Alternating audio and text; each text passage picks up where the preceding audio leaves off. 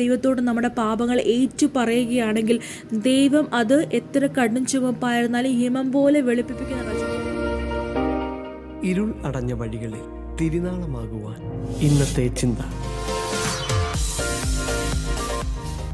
Praise Lord, ദൈവത്തിന് മഹത്വം ഉണ്ടാകട്ടെ. എന്ന ചിന്തയ്ക്കാണ് നമ്മൾ എടുത്തിരിക്കുന്നത് യിരെമ്യാവ് 16 അധ്യായമാണല്ലോ. യിരെമ്യാവ് 16 അധ്യായം നമ്മൾ നോക്കുകയാണെങ്കിൽ നമുക്കിവിടെ കാണാൻ സാധിക്കുന്ന ഇതിൽ ആദ്യത്തെ കുറച്ച് ഭാഗങ്ങൾ പറഞ്ഞ യിരെമ്യാവിനോട് ദൈവത്തിൻ്റെ അരുളപ്പാടുണ്ടാവുന്നത്, നീ ഈ സ്ഥലത്തുനിന്ന് ഭാര്യയെ പരിഗ്രഹിക്കരുത്, നിനക്ക് പുത്രിമാരും ഉണ്ടാകരുത്. അങ്ങനെ യിരെമ്യാവിനോട് ആദ്യത്തെ കുറേ വാക്യങ്ങൾ ദൈവം പല കാര്യങ്ങളും ആ ദേശത്ത് ഇസ്രായേൽ മക്കൾക്കിടയിൽ നീ ചെയ്യരുത് എന്നാണ് പറയുന്നത്. ഒരിക്കലും ദൈവം ആയിരിക്കുന്ന, അതായത് ദൈവത്തിൻ്റെ ജനമായ ഇസ്രായേൽ മക്കൾക്കിടയിലും യിരെമ്യാവിനോട് പ്രത്യേകം ദൈവാത്മാവ് എടുത്തു പറയുകയാണ്, നീ ഈ കാര്യങ്ങൾ, അങ്ങനെ പല കാര്യങ്ങൾ അവിടെ പറയുന്നുണ്ട്. എന്താ പറയുന്നത്, അവരെ കൊടിയ വ്യാധികളാൽ അവർ മരിക്കും, ആരും അവരെക്കുറിച്ച് വിലാപം കഴിക്കരുത്, മരണ വീട്ടിൽ പോകരുത്, അങ്ങനെ പല കാര്യങ്ങളും യിരെമ്യാവിനോട് പറയുകയാണ് അത് ചെയ്യരുത് എന്ന്. അതിനുശേഷം നമ്മൾ 11 വാക്യത്തിലേക്കൊക്കെ വരുമ്പോൾ എന്തുകൊണ്ടാണ് എന്ന് ദൈവം പറയുന്നുണ്ട്. അത് മറ്റൊന്നും കൊണ്ടല്ല, നീ അവരോട് പറയേണ്ടത് എന്തെന്നാൽ, നിങ്ങളുടെ പിതാക്കന്മാർ എന്നെ ത്യജിച്ച് അന്യദേവന്മാരോട് ചേർന്ന് അവരെ സേവിച്ച് നമസ്കരിക്കുകയും എന്നെ ഉപേക്ഷിച്ച് എൻ്റെ ന്യായപ്രമാണം അനുസരിച്ച് നടക്കാതെയും ചെയ്യുക കൊണ്ട് തന്നെ എന്ന് യഹോവയുടെ അരുളപ്പാട്. അപ്പം അതിനുശേഷം 11 വാക്യത്തിൽ പറയുന്നു, എന്തുകൊണ്ടാണ് ദൈവം അങ്ങനെ ഒരു കാര്യം, അല്ലെങ്കിൽ എന്തുകൊണ്ടാണ് അവരോട് സഹതാപം കാണിക്കരുത്, അവരെ സഹായിക്കരുത്, അല്ലെങ്കിൽ അങ്ങനെ ചെയ്യരുത് എന്ന് യിരെമ്യാവിനോട് പറഞ്ഞതിൻ്റെ കാരണമാണ് 11 വാക്യത്തിൽ വെളിപ്പെടുത്തിയിരിക്കുന്നത്. അതിനുശേഷം നമ്മൾ വായിക്കുകയാണെങ്കിൽ എന്തൊക്കെ പ്രതിസന്ധികൾ ഇനി അവർ നേരിടാൻ പോകുന്നുണ്ട്, അല്ലെങ്കിൽ എന്തൊക്കെയാണ് ദൈവം അവരോട് ചെയ്യാൻ പോകുന്നത്, ഏതൊക്കെ രീതിയിലുള്ള പ്രയാസങ്ങളാണ് അവർക്ക് നേരിടാൻ പോകുന്നതെന്ന് നമുക്ക് കാണാൻ സാധിക്കുന്നു.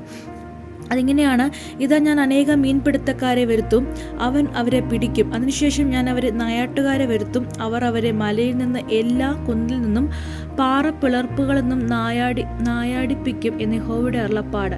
അപ്പോൾ അങ്ങനെ ഓരോ പ്രതികൂലങ്ങൾ അവരിലേക്ക് എന്തൊക്കെയാണ് ദൈവം കൊടുക്കാൻ പോകുന്നത് അത് യിരെമ്യാവിനോട് അരുളി ചെയ്യുകയാണ്.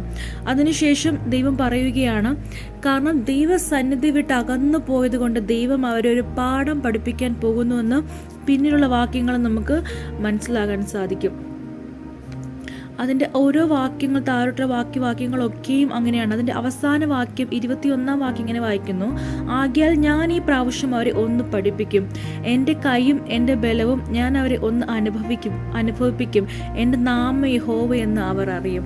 നമുക്ക് പലപ്പോഴും അറിയാം, നമ്മൾ ഇസ്രായേൽ മക്കളെക്കുറിച്ച് പഠിക്കുകയാണെങ്കിൽ ദൈവം അവരെ പേർ വിളിച്ച ജനമാണ്, ദൈവം അവരെ ചേർത്ത് പിടിച്ച ദൈവമാണ്. ദൈവത്തിനു വേണ്ടി തിരഞ്ഞെടുത്ത, ഇസ്രായേലിൽ നിന്ന് ദൈവത്തിനു വേണ്ടി തിരഞ്ഞെടുത്താണ് ഇസ്രായേൽ മക്കൾ. എന്നാൽ പലപ്പോഴും അവരെന്ത് ചെയ്യുന്നുണ്ട്, ദൈവസന്നിധി വിട്ട് അകന്നു പോവുകയാണ്, അല്ലെങ്കിൽ ദൈവത്തോട് എങ്ങനെ അനുസരണയോടെ ജീവിക്കണമെന്ന് പല പ്രവാചകന്മാരിലൂടെയും പല ദൈവദാസന്മാരിലൂടെ പറഞ്ഞിട്ടും അവരതൊന്നും കേൾക്കാതെ വണ്ണം ദൈവസന്നിധി വിട്ട് അകന്നു പോയത് കണ്ട് ആ വേദനയിലാണ് എന്ത് ചെയ്യുന്നത്, ദൈവം ഇസ്രായേൽ മക്കളെ ഇങ്ങനെ ദണ്ഡിപ്പിക്കാൻ ഇടയായിത്തീരുന്നത്. അപ്പോൾ ഇസ്രായേൽ മക്കളെ ദണ്ഡിപ്പിക്കാൻ പോകുന്നുവെന്ന് യിരെമ്യാവിനുണ്ടായ ഒരു അരുളപ്പാടാണ് ഈ അധ്യായത്തിന് മുഴുവൻ നമ്മൾ കാണുന്നത്. അപ്പോൾ ഈ അധ്യായം മുഴുവൻ വായിക്കുമ്പോൾ മാനസികമായി നമുക്ക് ഒരു സന്തോഷം തോന്നുകയില്ല. കാരണം ദൈവം എന്താണോ ചെയ്യാൻ പോകുന്നത്, ദൈവം, നമ്മൾ വചനം വായിക്കുന്നുണ്ട്, നമ്മുടെ യഹോവ ദഹിപ്പിക്കുന്ന അഗ്നിയാണ്. നമ്മൾ പുതിയ നിയമത്തിലേക്ക് വരികയാണ്, ദൈവം സ്നേഹത്തിൻ്റെ ദൈവമാണ്. അതുപോലെ ഇത് കൃപയുടെ കാലഘട്ടമാണ്. ദൈവം പലപ്പോഴും പലതും ക്ഷമിച്ചാണ് ഈ കാലഘട്ടത്തിൽ നമ്മളോട് ദൈവം പെരുമാറുന്നത്. എന്നാൽ പഴയ നിയമം നമ്മൾ നോക്കുകയാണെങ്കിൽ ജനം ചെയ്ത തെറ്റിന് അന്നേരം എന്ത് ചെയ്യുന്നുണ്ട്, ദൈവം അതിന് ശിക്ഷ വിധിക്കുകയും അതിനുള്ള ശിക്ഷ വിധിച്ച് അവരെ നേർവഴിയിൽ നടത്താനാണ് ദൈവം ശ്രമിക്കുന്നത്. ഓരോ നിമിഷവും ആ ജനത്തെ ദൈവം ഇങ്ങനെ ചെയ്യുന്നത് ഇസ്രായേൽ മക്കളോട് ഇഷ്ടമില്ലാഞ്ഞിട്ടല്ല, പകരം ഒരിക്കലും അവർ ദൈവത്തിൻ്റെ സന്നിധി വിട്ട് അന്യദേവന്മാരെ സേവിക്കുകയും പാപത്തിൻ്റെ വഴികളിലേക്ക് പോകാതിരിക്കാൻ വേണ്ടിയാണ് ദൈവം അവരെ അതികഠിനമായ ശിക്ഷകൾക്ക് അവരെ വിധിച്ചിരുന്നത്. അപ്രകാരം ശിക്ഷ വിധിച്ചതിന് ശേഷം ഓരോ പ്രയാസങ്ങളിലൂടെ അവർ കടന്നുപോയ ശേഷമാണ് ദൈവത്തിലേക്ക് വീണ്ടും അടുത്ത് വന്നുകൊണ്ടിരുന്നത്. എന്നാൽ പ്രിയ ദൈവമക്കളെ, നമ്മൾ പുതിയ നിയമകാലത്തിലേക്ക് നോക്കുകയാണെങ്കിൽ ഈ കാലഘട്ടത്തിൽ കൃപ അധികമായി ദൈവം നമുക്ക് തന്നിരിക്കുന്നു. നമുക്കൊരു പ്രവാചകൻ്റെയോ അല്ലെങ്കിൽ നമുക്ക് ഒരു മീഡിയേറ്ററിൻ്റെ ഒന്നും ഒരു ആവശ്യമില്ലാതെ വണ്ണം നമുക്ക് ഡയറക്റ്റായിട്ട് നമ്മുടെ ദൈവത്തോട് നമ്മുടെ പാപങ്ങൾ ഏറ്റു പറയുകയാണെങ്കിൽ ദൈവം അത് എത്ര കണ്ണും ചുവപ്പായിരുന്നാലും ഹിമം പോലെ വെളുപ്പിപ്പിക്കുന്ന വചനം വായിക്കുന്നത്. ദൈവം അതൊക്കെ ക്ഷമിച്ച് നമ്മളെ വീണ്ടും ദൈവസ്ഥത്തിൽ അടുപ്പിക്കുന്ന ദൈവമാണ്. നമ്മൾ നോക്കിക്കേ, ഈ കാലഘട്ടത്തിലും നമ്മൾ ഈ പ്രയാസങ്ങൾ അനുഭവിക്കുന്നില്ല അല്ലേ? എത്രയോ മഹാമാരികൾ, മഹാവ്യാധികൾ, അല്ലെങ്കിൽ എന്തൊക്കെയാണ് ഈ ദേശത്ത് അല്ലെങ്കിൽ നമ്മുടെ രാജ്യത്ത്, നമ്മുടെ ഈ ഭൂമിയിൽ നമ്മളിപ്പോൾ എന്തൊക്കെ സംഭവങ്ങളാണ് നടന്നുകൊണ്ടിരിക്കുന്നത് അല്ലേ? എത്രയെത്ര അപകടങ്ങൾ, എത്രയെത്ര പ്രയാസം. ഈ കാലഘട്ടത്തിൽ നമ്മളത് മനസ്സിലാക്കണം. കാരണം ദൈവം അധികമായി ക്ഷമിക്കുന്ന ദൈവമാണ്. ഇത് കൃപായുഗമാണ്. കൃപായുഗമായതിനാൽ ദൈവം നമ്മൾ അധികമായി ക്ഷമിക്കുന്ന ദൈവമാണ്. ദൈവം ക്ഷമിക്കുന്നു എന്ന് പറഞ്ഞ് നമ്മൾ ഒരിക്കലും വീണ്ടും വീണ്ടും പാപം ചെയ്യാൻ ഇടയാകരുത്. നമ്മളത് മനസ്സിലാക്കണം. ഒരു ദൈവ പൈതൽ എന്ന് പറയുമ്പോൾ അവൻ മനസ്സിലാക്കണം, എവിടെ വരെയാണ് എൻ്റെ ലിമിറ്റ്, എവിടെ വരെയാണ് ഞാൻ ദൈവസന്നിധി വിട്ട് അകന്നു പോയത്, അതെനിക്ക് മനസ്സിലാക്കി. ദൈവം നമുക്കത് മനസ്സിലാക്കി തരുമ്പോൾ നമ്മൾ അതിനോട് അകന്നു പോകാതെ അത് മനസ്സിലാക്കി വീണ്ടും ദൈവത്തിന് അടുത്ത് വരുന്നതായി തീരണം. നമ്മൾ അടുത്ത് ചെല്ലുമ്പോൾ നമ്മളോട് വീണ്ടും അടുത്ത് വരുന്ന ദൈവമാണ്. നമ്മൾ അകന്നു പോകുമ്പോൾ നമ്മളെ അടുപ്പിക്കുന്ന ഒരു ദൈവമാണ്. നമ്മളെ ആത്മാർത്ഥമായിട്ട് സ്നേഹിക്കുന്ന, നമ്മളെ ആത്മാർത്ഥമായിട്ട് നമ്മുടെ ആവശ്യങ്ങൾ അറിയുന്നൊരു നല്ല അപ്പനാണ് നമുക്ക് ഈ കാലഘട്ടത്തിലുള്ളത്. നമ്മൾ ജീവിക്കുന്ന ഈ കാലഘട്ടം കൃപായുഗമാണ്. അതുകൊണ്ട് ഈ ദിവസങ്ങൾ നമുക്ക് മനസ്സിലാക്കാം, നമ്മുടെ ദൈവം എത്രയോ അതികഠിനമായി ശിക്ഷിക്കുന്ന ദൈവമായിരുന്നു. ദൈവം ദഹിപ്പിക്കുന്ന അഗ്നിയായിരുന്നു. എന്നാൽ ഈ പുതിയ നിയമ യുഗത്തിൽ നമുക്ക് ദൈവത്തിന് കൃപ ലഭിച്ചിരിക്കുന്നത് കൊണ്ട് നമ്മൾ ഭാഗ്യമുള്ളവരാണ്.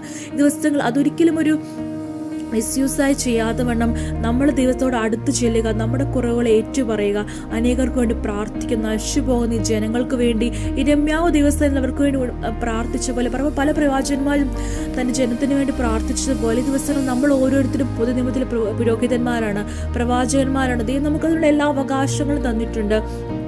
ഈ ദിവസത്തിൽ നമ്മുടെ ജനത്തിന് വേണ്ടി, നമ്മുടെ ചുറ്റുമുള്ളവർക്ക് വേണ്ടി നമുക്ക് പ്രാർത്ഥിക്കാം. ദൈവസന്നിധിയിൽ വിശ്വസ്തയോടെ ജീവിക്കാം. ദൈവത്തിൻ്റെ വരവിൽ, കർത്താവിൻ്റെ വരവിൽ എടുക്കപ്പെടാൻ വേണം നമ്മൾ പ്രകാരം ജീവിക്കണമോ അപ്രകാരം നമുക്ക് ജീവിക്കാം. അതിനായി ദൈവം നമ്മൾ ഓരോരുത്തരും സഹായിക്കട്ടെ. ദൈവം നമ്മൾ ഓരോരുത്തരും യോജനകൾ അനുഗ്രഹിക്കട്ടെ. ആമേൻ.